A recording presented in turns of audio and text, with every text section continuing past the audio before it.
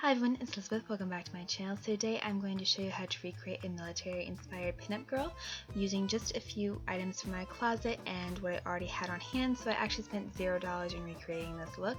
It's just a work dress that I left quite a bit more unbuttoned than I would at work, some thigh highs, a garter belt, vintage-inspired tap panties, so I was actually covered if I was walking too much, and some high suede black high heels. All the details will be listed down below.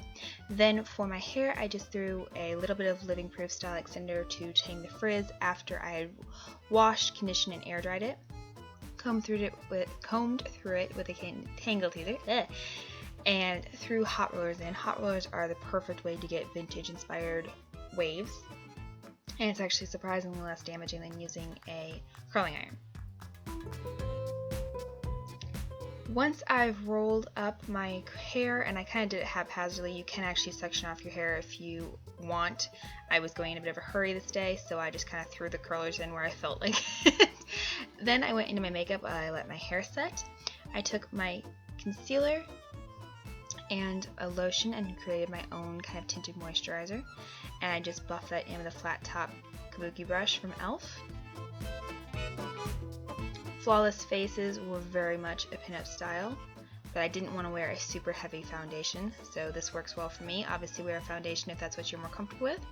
Then I just took the straight concealer and applied it to any blemishes I did have, and to cover up my dark circles, which takes a lot of work because I've got some very dark circles going on. You can't really tell in the video, but trust me, in real life, they are there.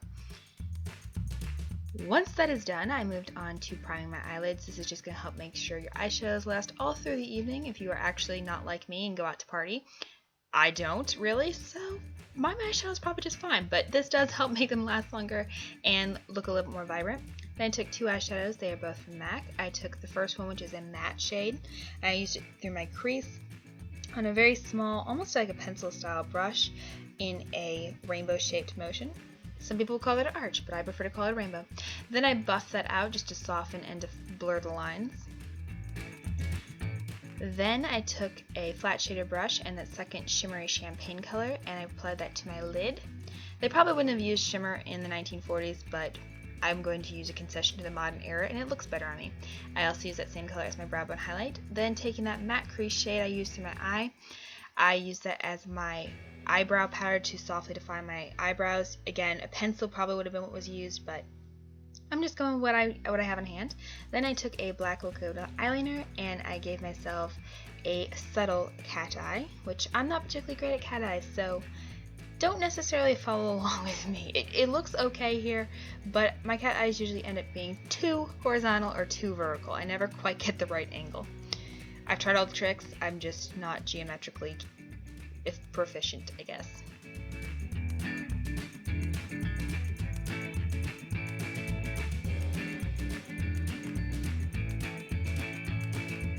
Then I curled my eyelashes very lightly because we're going to go with falsies later, and I used the Rimmel Scandaleyes Curve Alert, which is appropriately red, orange, and black for Halloween, and it's a nice voluminizing mascara. Again, I didn't put on super heavy layers because I am going to go with false eyelashes in a moment, and I just applied that to my top lashes only. That's what it looks like without false eyelashes. Then I took a pair of Ardell Wispies with some Duo Lash Glue and stuck those bad boys on. I've said it before, there are in-depth tutorials out there by bigger and better makeup artists than I am, because I'm not a makeup artist, but my trick is to basically just get as close to the lash line as possible, stick it on the middle, tuck in the outside corner, then tuck in the inside corner, and kind of pinch it all together. It stays on my eyeballs, that's all I can ask for. Then I just covered up any glue that was showing through with some more black liquid eyeliner. And then I used a Rimmel Stay matte powder just to powder my entire face. They wouldn't have necessarily skimped on the powder, and this will help set that tinted moisturizer.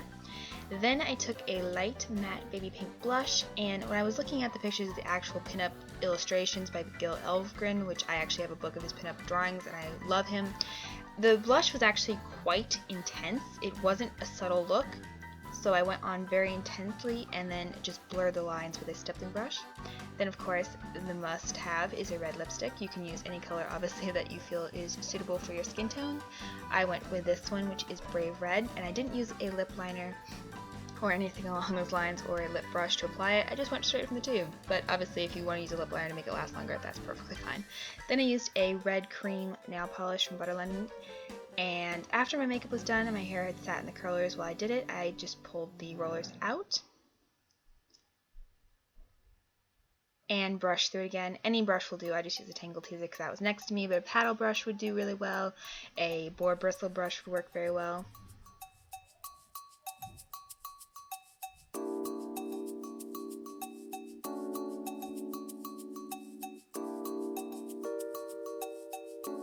And what I love about this costume is any girl can be a pinup. It doesn't matter what you look like, doesn't matter what your skin tone is, what your hair color is. It's just an attitude, and it's so much fun to do. And after that, I rolled up my bangs and kind of made like a miniature victory roll. I didn't go extremely victory roll inspired. I just made a little bitty one, which you can kind of see what I just did there. I pinned it up. I didn't use hairspray, but obviously if you want to hit your hair with some hairspray to hold the curl, mine usually holds it pretty well. So that is the finished makeup look. Thank you guys so much for watching. I hope you enjoyed this video. If you did, please be sure to give it a thumbs up and subscribe. It means so much to me when you do. And if you recreate this look, send me a picture on Instagram or Twitter and I will like and favorite. Love you guys. Hope you're having a wonderful day, and I'll talk to you soon. Bye.